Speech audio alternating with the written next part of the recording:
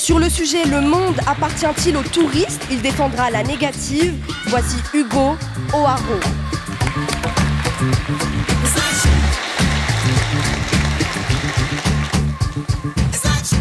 Mesdames et messieurs, les membres du jury, cher public, j'en suis sûr, non, le monde n'appartient pas aux touristes. Mais pour s'en convaincre, il faut d'abord se demander qui est le touriste. Autrefois, c'était un aristocrate, celui qui avait cet usage qui consistait à partir de son lieu de vie habituel pour des raisons d'agrément. Et ce qui, hier, était un usage est devenu un marqueur social, et l'instauration des congés payés a permis aux touristes d'exister tel que nous le connaissons.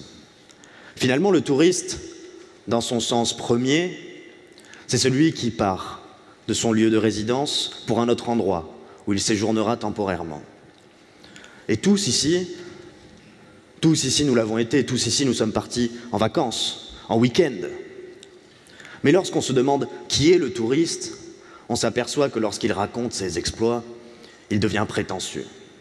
Oui, qui n'a jamais entendu Marion et Raphaël, trentenaires actifs, jeunes mariés, ne se déplaçant qu'en trottinette électrique, parents d'un petit Léonard trop kiki, parler de leurs vacances et dire « ça y est, avec Raph, on s'est fait l'Inde, je pense que l'année prochaine, c'était tip-top, quand le petit marchera, on va se faire l'Amérique latine. »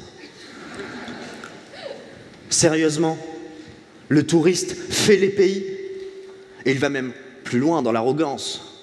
Parfois, il a même le culot de dire qu'il part en voyage. Mais ce soir, il est important de s'attacher au sens des mots, et il me faut distinguer le tourisme du voyage. Parce que si le touriste se déplace d'un endroit à un autre, certes, ça ne fait pas de lui un voyageur. Le voyageur, c'est celui qui s'en va par curiosité, il part à la rencontre d'un autre monde. C'est une sorte de philosophe. La philosophie et le voyage, ce sont la rupture avec l'ordre établi du quotidien, ce sont les chemins sinueux, parfois escarpés, du monde et de la pensée. Comme le philosophe, le voyageur va être guidé par cette volonté de savoir, de découvrir, de faire grandir sa raison. Mais le touriste, lui, n'est guidé que par ce désir primaire, le désir au sens de Schopenhauer, le désir frustration, le désir de partir, ou la frustration de rester. Et dans cette dimension, je pense que le désir devient l'attribut le plus vulgaire de l'homme avec un grand H. Oui, je pense que le touriste est touriste parce qu'il cherche à combler un manque. Penser peut-être cette souffrance de son quotidien, parfois morose, parfois stressant, l'envie de souffler, de faire un break. Et c'est en cela qu'il devient vulgaire, mesdames et messieurs, par cette envie d'assouvir ce besoin d'aller voir ailleurs, ce besoin de prendre résidence dans une autre ville. Pourtant, quand on y pense, prendre résidence dans une ville, c'est un peu comme une histoire d'amour.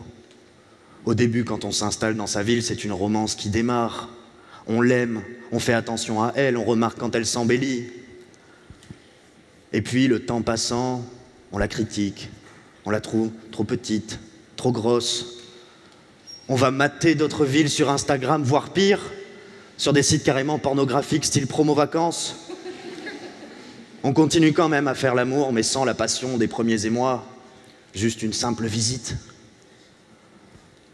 Et puis la routine s'installe, l'amour s'effrite, on la laisse seule le week-end, on prétend rendre visite à sa tante malade. En réalité, on va en visiter une autre, puis une autre. Et on finit par attraper dans les plus sombres d'entre elles des maladies douteuses, pour arriver finalement à cette conclusion, mesdames et messieurs, que la tourista est aux touristes, ce que la MST est aux personnes infidèles, la rançon de la gloire. Ainsi, on ne peut pas confondre le touriste et le voyageur. Le voyageur veut savoir, quand le touriste veut fuir. Voyager, comme disait Victor Hugo, c'est naître et mourir à chaque instant, se rappeler qu'on est seulement des hommes face à l'immensité du monde, faire preuve de courage, parfois, dans l'aventure. Mais le touriste, lui, ne s'expose jamais. Il ne découvre rien. Pardon, mais le touriste, c'est l'idiot du voyage. Il ne va que dans des endroits qui sont prévus pour l'accueillir. Alors il attend l'attendu.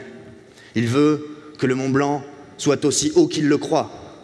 Il veut que la mer soit aussi bleue que sur la brochure. Il veut que les toilettes du camping soient aussi propres que l'internaute au doux pseudo de Rudy Garcia 69 envoie-moi des nudes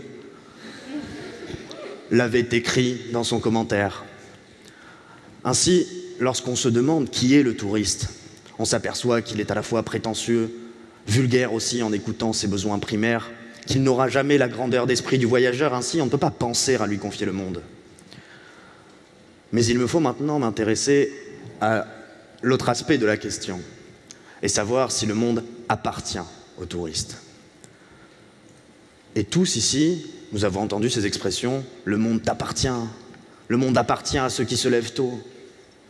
Ces dictons sont souvent synonymes de liberté, mais je ne suis pas de ceux qui pensent que la liberté doit être sans limite. Je suis plutôt partisan de Merton. Il expliquait qu'en réalité, la liberté revêt deux visages. Le premier est heureux, il nous permet d'aller et venir, d'agir, d'exercer notre libre arbitre. Mais à mesure que notre liberté grandit, c'est l'obligation de choisir qui s'impose. Et c'est cette obligation de choix qui va créer la frustration. Et chez le touriste, c'est la même chose. Puisqu'il peut aller avec les moyens modernes où bon lui semble, il va devoir choisir. Alors va naître cette frustration en lui. Mais comment peut-on penser que le monde appartient aux touristes? Pardon, mais il n'appartient pas à ceux qui vont à l'autre bout de la planète grimper sur des éléphants, faire chier des dauphins ou nager avec des tortues. Ou pire, ceux qui prennent la tour Eiffel comme ça, entre deux doigts. Il m'est impossible d'admettre que le monde est aux mains des touristes. Il m'est impossible d'admettre que le monde est aux mains même des voyageurs. D'ailleurs, je pense que le monde n'appartient à personne.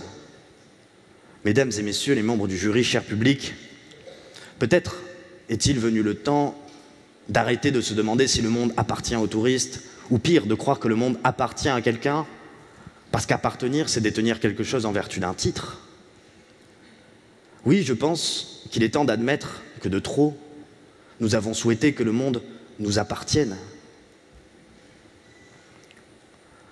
Alors, avant d'être un moralisateur de plus, qui vous bassine avec l'impact du tourisme de masse sur un monde déjà dégradé, un monde qui n'appartient qu'à la diversité, à l'avenir, et qui n'appartient surtout à personne, peut-être qu'il me faut exploiter le dernier sens du sujet, et pour conclure, partir comme un touriste.